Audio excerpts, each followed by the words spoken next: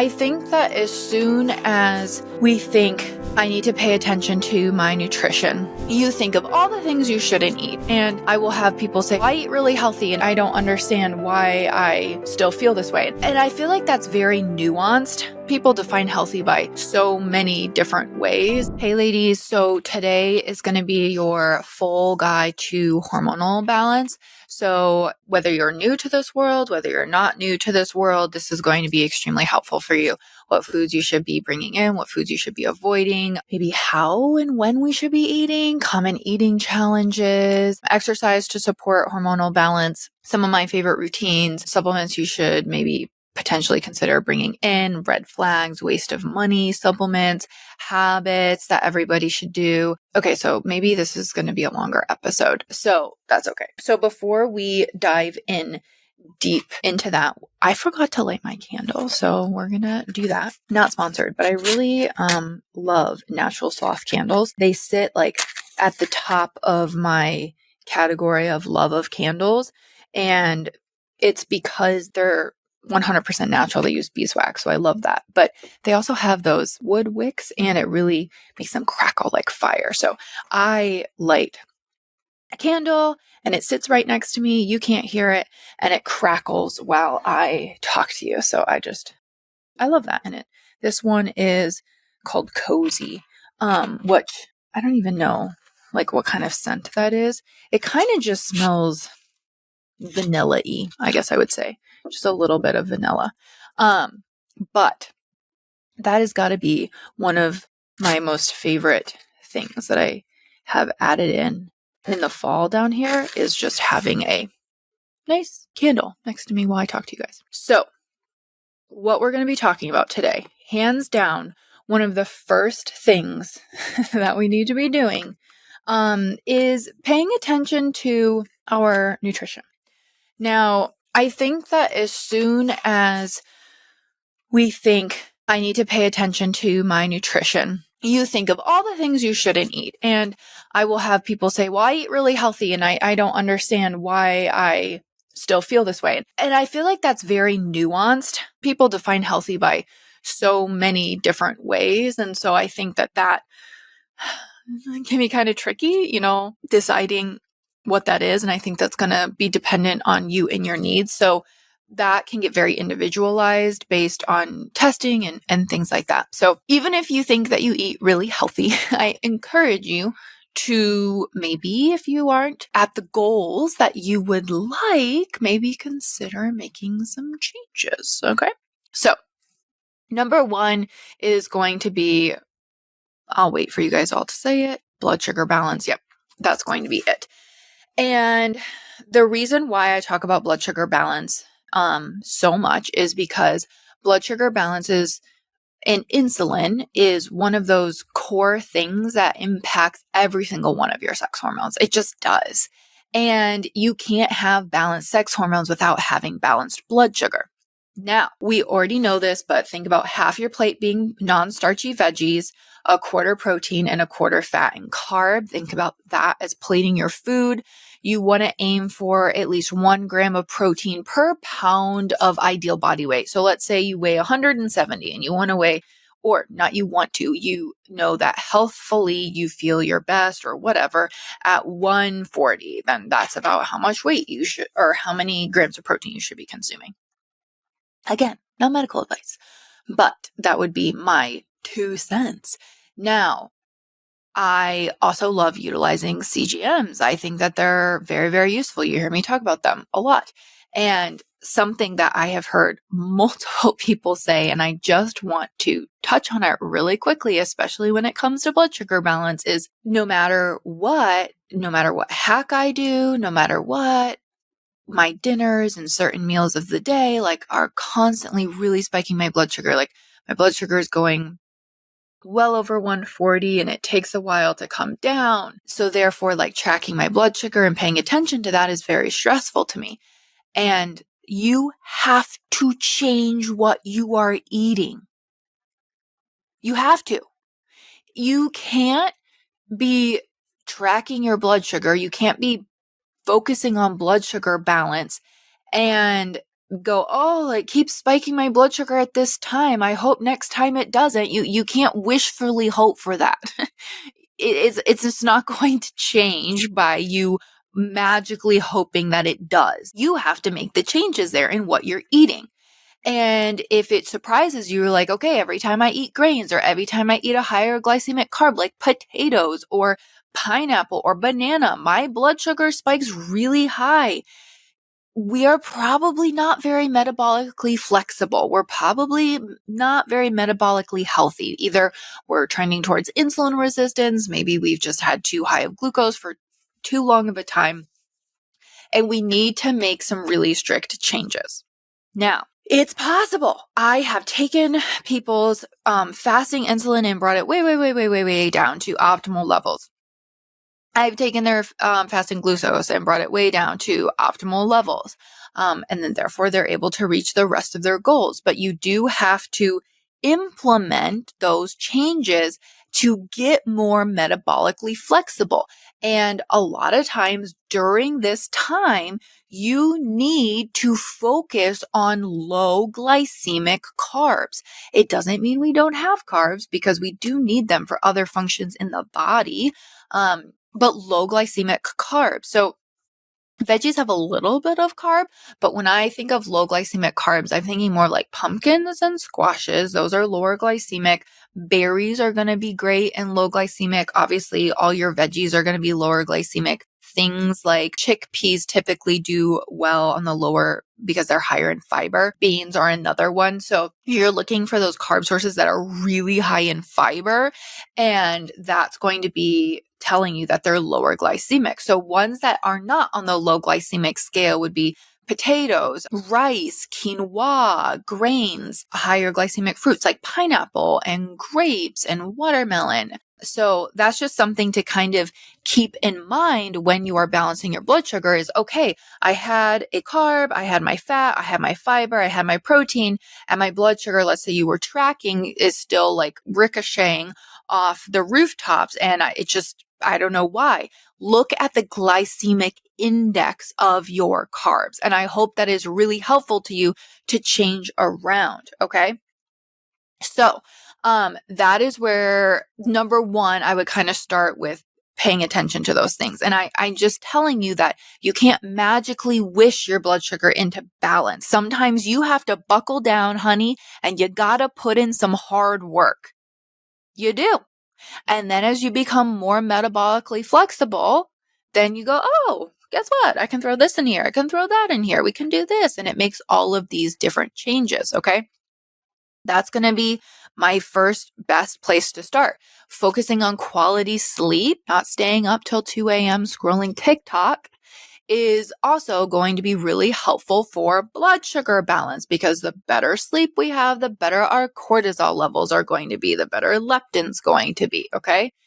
And then secondly, please don't have the coffee on the empty stomach. Have it after breakfast, okay? Have it after breakfast, after you have a very balanced breakfast, okay?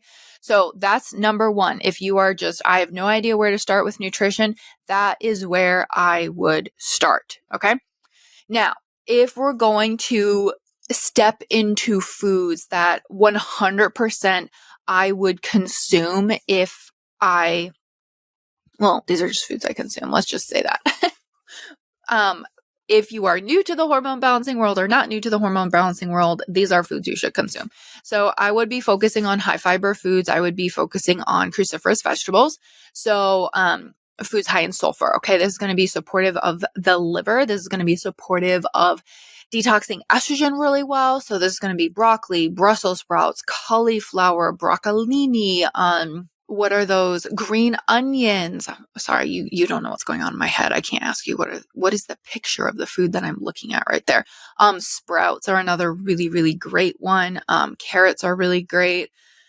Green beans. All of these are going to be fabulous. And if you're someone that goes, oh, well, I don't digest these well, start with cooking them extremely well. Yes. Does it lower the nutritional value? It sure does, but it's better than not eating them at all. Okay. So I would start with cooking them really, really well. I will say that I played around with how I like to cook these because I was with you in the camp of I hate broccoli, I hate Brussels sprouts. I mean, I hated Brussels sprouts. What else did I hate? I really liked green beans. That wasn't really an issue. I'd say broccoli and Brussels sprouts are kind of the two that I really just despised. And what I found, kale was the other one. What I found to be really helpful is broccoli I will chop up into bite-sized pieces, so like not very big, and I roast it with a little bit of avocado oil and the seasoning from Redmond's salt is called all-purpose seasoning. And I think it's called all-purpose. It's the one that goes on everything. I call it the everything, and I don't think that's what it's called. I don't think our discount code is valid with them because they changed platforms and I haven't renewed it yet. I apologize. I need to do that. I sprinkle that on liberally, and roast it until it gets slightly crispy. So good. I do the exact same thing with Brussels sprouts. And again, so good. Something that I've added on, like this is recent, like this is the past week that I've added on because this is new to my life, is I've been adding in pluck seasoning on top of it. Yes, I do 2 seasonings. Pluck seasoning does have Redmond's sea salt in it, but it also has organ meats. It's not a high percentage. It's 17%, I believe. You can't taste the organ meats, but again, organ meats are like a multivitamin. So now you're microdosing organ meats. It's a great way. My kids love it. They just think it's so fun to sprinkle on. So I put the Redmond's real salt, everything, and then I put the pluck seasoning all purpose and I sprinkle that on them. And I'm killing 2 birds with 1 stone. I'm getting my organ meats in and also getting my veggies in. So good. I like the all-purpose one. They also have a zesty garlic one, and I'll tell you how I use that one. So with pluck seasonings, they do have a discount code for you. It's just Leah, Leah, and you can save. I think it's 15%, maybe. Anyways, that is how I eat those. Kale, again, chop up, massage with some avocado oil, put on a pan, and put black truffle salt on it. Oh, I get mine from Thrive Market. Your life will be forever changed. So good. It's so good. Brussels sprouts also, you can chop up, and this is where I just would use the zesty garlic, seasoning, the pluck one, zesty garlic. And when it comes out, put a little sprinkle of lemon juice on them. That is so good. Okay. So I would be including those foods, lots of these high fiber foods. Carrots are a great insoluble fiber. I would be including your seeds for seed cycling. So remember, that's 1 tablespoon of pumpkin seeds, 1 tablespoon of flax seeds, whole, organic from period to ovulation every day. And then you switch from that to sesame and sunflower seeds, 1 tablespoon of each, ovulation to period every single day. Whole, organic. You can grab them from the store. Again, you guys know I use Funk It Wellness seed cycling kit because it's easy and it's simple. They grind them right before they send them to me, so I don't have to worry about them going rancid. You can go back and listen to any seed cycling episode I have to learn more about that. Their coupon code is Leah15, I think. Yeah, Leah15. When in doubt, just try my name, you guys. It might work. If it doesn't work, maybe it's Leah B.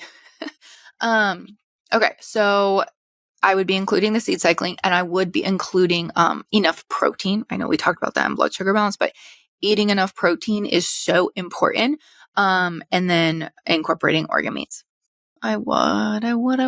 If you are still like dabbling into cooking them, maybe try some supplementation. So anyways, that is where I would start with foods to include. Okay. I would be including them. Foods I would be excluding. High fructose corn syrup. I just would. That stuff is the devil. It's so bad for your liver. It is so bad for your liver. And we know that we need our liver to filter out excess used up hormones. We need our liver to filter out toxins. We need our liver to do so many things. Why on earth are we going to make its job harder? Don't do that. That's not very nice. Don't do it. Okay. So ixnay on the high fructose corn syrup. Throw it out the door. would be the number one food.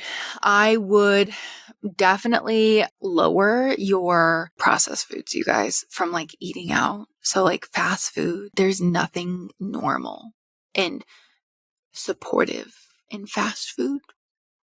I mean, most of it's not even food. It's like plastic goo that's been doctored. Okay. So the fast food. Yeah. That's gotta go. Sorry. I'm so sorry. Don't shoot me. Another one that I would really highly consider throwing out would be alcohol. I know. I am not someone that really likes alcohol. Like, I just don't even like the taste. So I feel like I am. People shoot me when I say that because they're like, you don't even like it. I know. I'm so sorry. But it is literally a neurotoxin. It's like causing brain issues. It affects your dopamine levels. And again, what has to filter this out? Your liver. Okay. So again, like if you want to shoot me for this, well, honey, if what you're doing is working and you feel amazing, you have great energy and you have no trouble losing weight and your sleep is great and your hormones are great and your periods are great, rock on. But if it's not, if they aren't, we gotta make some changes, right? We can't just, float our way through life here and hope that it changes magically because we want it to. Okay. So that would be a really, really big one. So, the high fructose corn syrup, the alcohol, the processed foods, like the fast foods, the seed oils, all of that. I would encourage you to even like start with, okay, I really want a muffin. Instead of buying a muffin, make it at home so you know what's in it. Start there. Start with making those swaps, knowing what's in your food, and then you can progress to the next level, right? But if you're coming from like, I eat fast food, I eat out a lot, start with knowing what's in your food. Even if you are eating out, like knowing what's in you, what you are eating, like is going to be important. So maybe choosing restaurants where you can get some grilled meat instead of, I don't know, Panda Express. I don't know why Panda Express is on my mind. I don't even like that place. I used to have a roommate that loved Panda Express. This is like way back before I was married, you guys. And I remember one time we ate there and I was like, I got sick. I was like, I don't understand the hype about this. It's disgusting. Okay. My tangent brain when I'm pregnant, you guys, wow, let's come back. This is why I have my notes here. Okay. So we went over blood sugar balance. We went over foods to avoid, foods to bring in. Okay. One of the most common eating challenges that I hear all the time is I cannot eat that much protein. Physically impossible. I am too full. I can't do it. Or I can't balance my blood sugar or whatever it is. Okay. When you are trying to get in that protein, my question for you is, what are you eating first? Are you eating all the carbs, all the fats, and then trying to eat your protein? Because if you're struggling to get the protein in, I would start with the fiber and the protein first. Eat that first, then move on to the rest of your food, and you will find that you can get it in. You also, you do need to prioritize your protein. You have to think about how you're getting it in throughout the day. How are you getting in your fiber, et cetera, et cetera. But if you fill up on all these other foods, of course you're not going to be able to get your protein in. You're too full. Okay. So you have to start with the protein and the fiber. You have to start with it. Eat it first. It is the focus of your meal. And then if you're too full or you just get in half of your other stuff, okay, fine. Great. Protein and fiber keeps you full longer as well. Okay. So start with it. If you're struggling to get it in, start with it. Okay. Now, if you are very new to understanding your protein intake and all of that, this is going to hurt you a little bit. You need to weigh it or measure it to make sure you're getting an accurate reading of just do your protein. Just start there. And the reason why I say that is because I've been running into so many people recently who are like, I'm eating this much protein and we do a food audit. I'm like, no, you're not. How are you calculating your protein? They're like, oh, I just kind of estimate. You can't estimate if you've never like weighed or measured. Like literally, I just take a measuring cup and I'm like, scoop it up. Go. Great. Cup of chicken. Cool. Cup of ground beef or whatever. you can't eyeball it if you've never measured it, because you don't know what you're measuring. Okay. And if you're just estimating, you can be wildly off, like 30 to 40 grams off, you guys. And that's a very big difference. Okay. So if you've never done that, I would highly recommend doing that. Collagen does not count as your protein. It's not a complete protein. It doesn't have all the amino acids. I love collagen. I get collagen in. The missing amino acid is in oatmeal. So maybe you'll like put them together, but it's still hard to calculate how much you would be getting there. But I do love collagen. Get it in with some vitamin C. It's great. It's amazing. I don't count it towards all your protein goals though. I don't. I'm sorry. So I would say that's probably the biggest challenge I hear from people, or they'll try to over supplement it with like protein powders and protein bars. And I will, not always, but maybe have like a serving of protein powder a day. For whatever reason, maybe I wanted protein hot chocolate, or maybe I wanted a smoothie, or maybe I mixed it in with some yogurt or something like that. But it's not my primary source of protein throughout the day. My primary source of protein throughout the day is real food, meat, eggs, meat and eggs, fish, meat, eggs, fish. You get some in beans. What else? Meat, eggs, fish, some in beans, Greek yogurt, if you digest that well. Okay, so that's where I would focus. Okay, I will see people be like, well, I started keto and I felt great for 2 weeks. I started intermittent fasting and I felt great for 2 weeks. I started going vegan. I felt great for 2 weeks. I started going carnivore. I felt great for 2 weeks. And then, stuff hit the fan. And that's because if you are transitioning from the SAD diet, which is the standard American diet, and you went to more unprocessed foods, you were in that honeymoon land of actually feeling better because you lowered processed food intake and we're focusing on more whole foods. But if we're following one of these more stricter diet trends that are pulling out necessary food groups that you need, your body's going to rebel at some point and be like, well, I actually need that. Okay. So if you felt really great for a couple weeks in that honeymoon phase and then not so great later on, that would be why.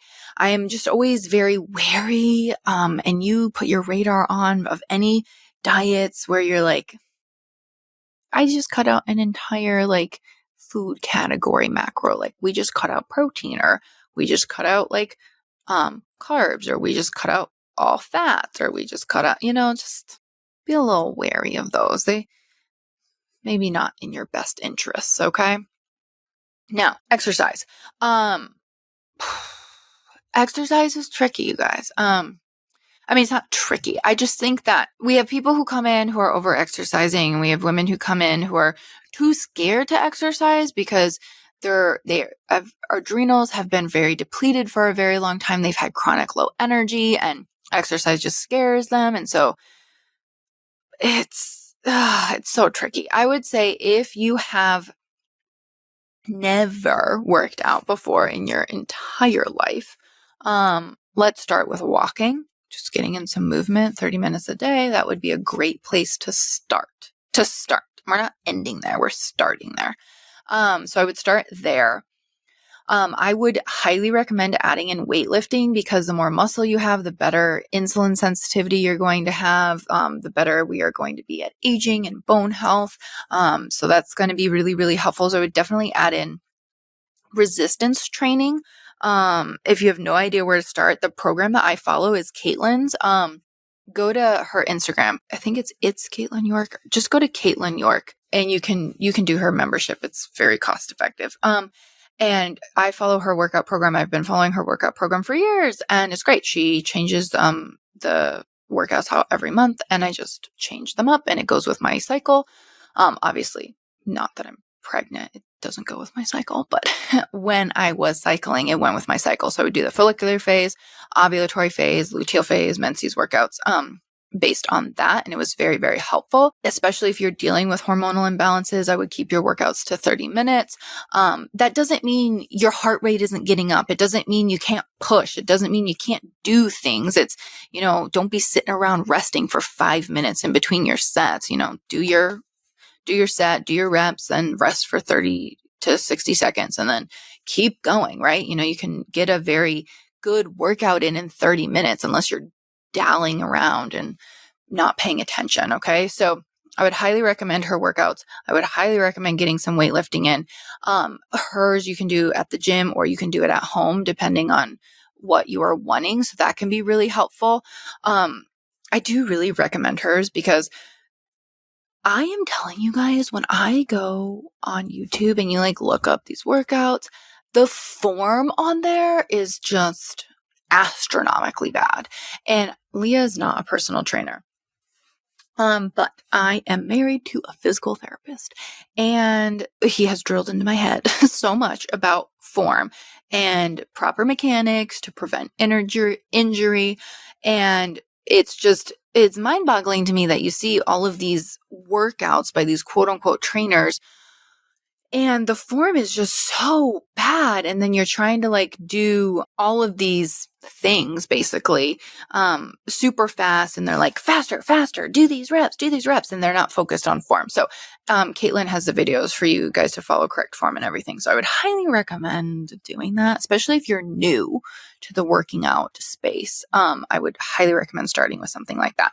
Hormonal imbalances, I highly recommend keeping things under 30 minutes. I just do.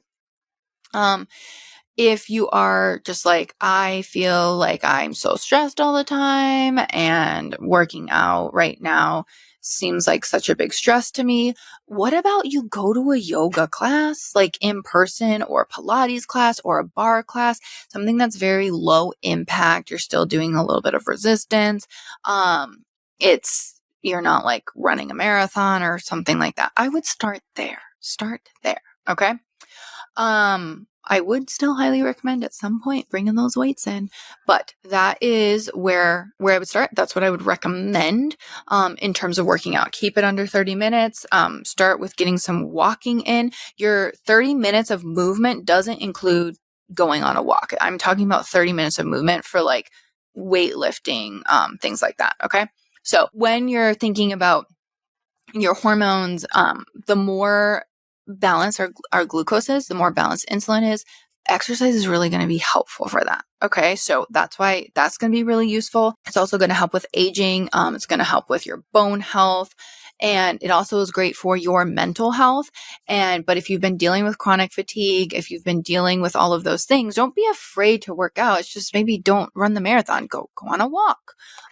Maybe you're going to start with just doing some stretching. Maybe you're going to start with, just doing a 5-minute workout. Literally, I've had people with like extreme tanked adrenals. It's like 5 minutes. Next week we do maybe 10. Just depends on where they are in their cycle. Okay.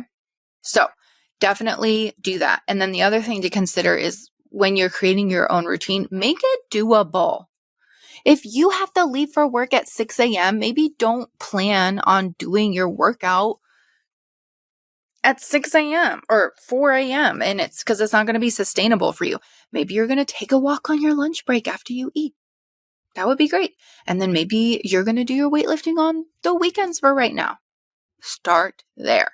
Please make it realistic. Okay. All right. This is why we have a list. Now we're on to supplements. So supplements are tricky. The biggest, most important thing that I would recommend is magnesium. The reason why is magnesium is used in over 500 different enzyme reactions in your body. Over 78% of women in the US are deficient in magnesium. Now, again, please don't supplement without talking to your provider, but I do love magnesium. If you go to my website, leahbrueggemann.com, and go to favorites, there will be a tab there for magnesium supplements. So you can see what my favorites are. So I would recommend that. And then in terms of other supplements, I would actually recommend electrolytes. Now, unless you've tested, I probably wouldn't do a higher dose electrolyte. Like I wouldn't be doing Redmond's Relay. I wouldn't be doing, what is that other one that's super popular, you guys? Element. Unless you have to test it, I probably wouldn't be doing the higher dose one. I would be focusing on the low, like the medium or balanced one. So that's why I use Paleo Valley. I use their electrolytes.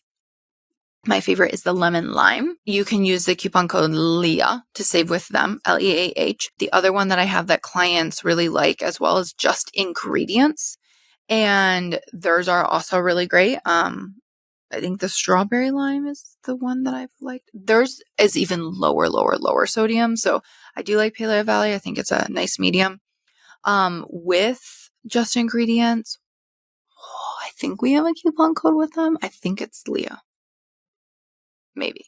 My name. Leah, maybe. Strawberry lime is the one I like with them. Okay.